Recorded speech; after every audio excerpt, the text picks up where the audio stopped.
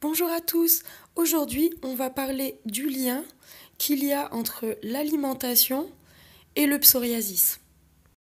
Est-ce que les fruits et les légumes pourraient vous guérir?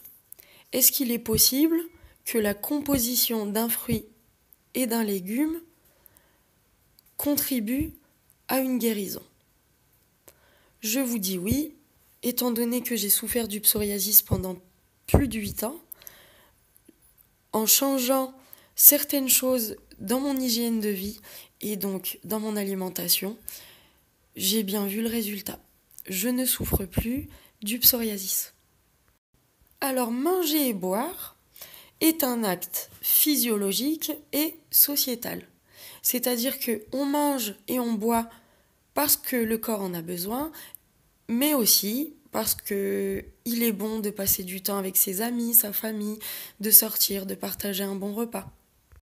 Pour l'aspect physiologique, effectivement, si on mange de la nourriture qui n'est même pas assimilable, c'est-à-dire qui n'est même pas reconnue par l'organisme humain,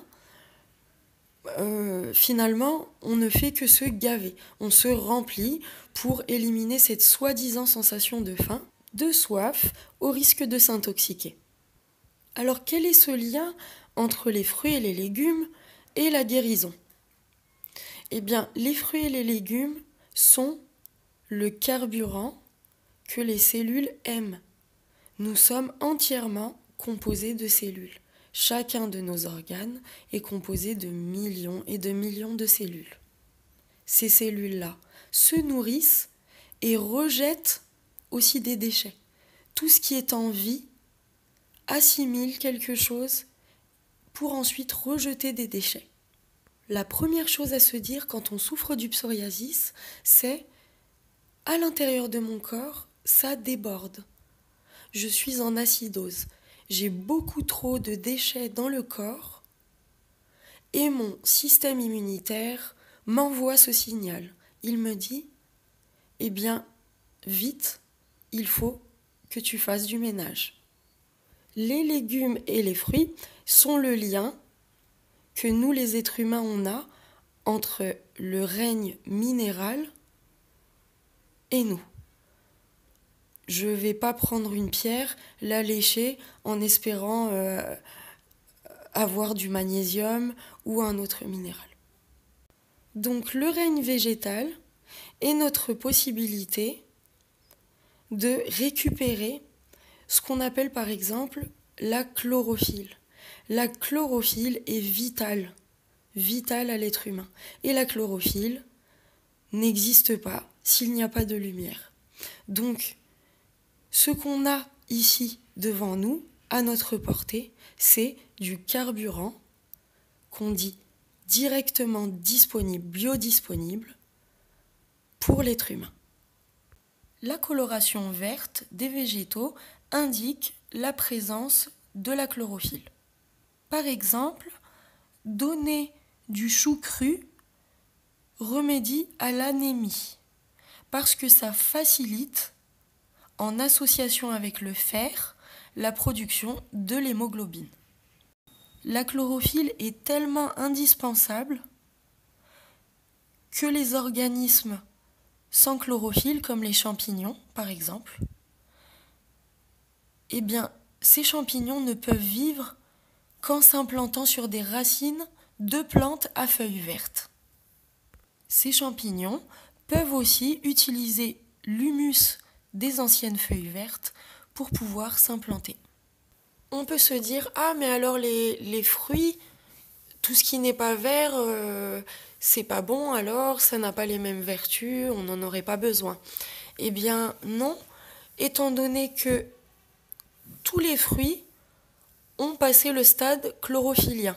Donc ils ont eu la coloration verte. Donc ils ont également capté l'énergie solaire. Et ils la gardent en réserve. Donc quand on a du psoriasis, c'est qu'on est déminéralisé. Donc comme on a dit tout à l'heure, les fruits et les légumes sont remplis de minéraux, étant donné qu'ils les ont captés par la pierre et le sol. Nous, on a besoin de cette énergie-là. Donc si quelqu'un a du psoriasis, il faut qu'ils se reminéralisent. Donc, les fruits et les légumes sont le meilleur moyen qui existe pour se reminéraliser. Il faut savoir une chose très importante au sujet de cette chlorophylle, c'est qu'elle est très très sensible à la chaleur. Qu'est-ce que cela veut dire ? Trop de cuisson, des vapeurs beaucoup trop chaudes, des fours, des gratinages, du barbecue, tuent complètement les vertus de votre fruit ou de votre légume. Le plus intéressant, c'est les minéraux. Donc, faire attention à la manière dont on consomme nos fruits et nos légumes. Donc, il est important de se dire, je ne vais pas cuire trop longtemps mes aliments, trop chaud. Je vais éviter qu'ils aillent au-dessus de 60 degrés. Mes légumes, je vais les cuire 10 minutes sans les faire bouillir et surtout garder l'eau de la cuisson, étant donné que les minéraux se sont échappés. Le but ici, ce n'est pas de se gaver, c'est de manger en conscience, de savoir qu'on mange parce qu'il faut qu'on ait un équilibre. Il faut qu'on soit en bonne santé. Pour guérir mon psoriasis, les fruits et les légumes ont été mes alliés. Je les ai préparés de plusieurs manières. La première a été des grosses crudités. J'ai fait de grosses salades, j'ai mis de l'huile d'olive, sel, poivre, d'autres condiments, des choses très simples. Je les ai également préparés en jus.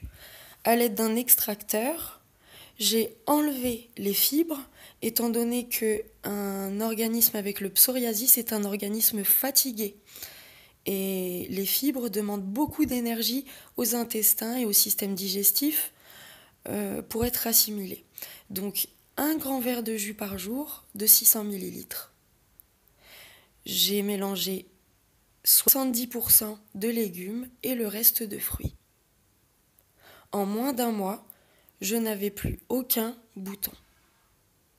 Il est vrai qu'il y a à côté des fruits et des légumes d'autres protocoles à respecter, mais celui-ci, si vous le commencez dès aujourd'hui, vous commencez à regarder les aliments autrement.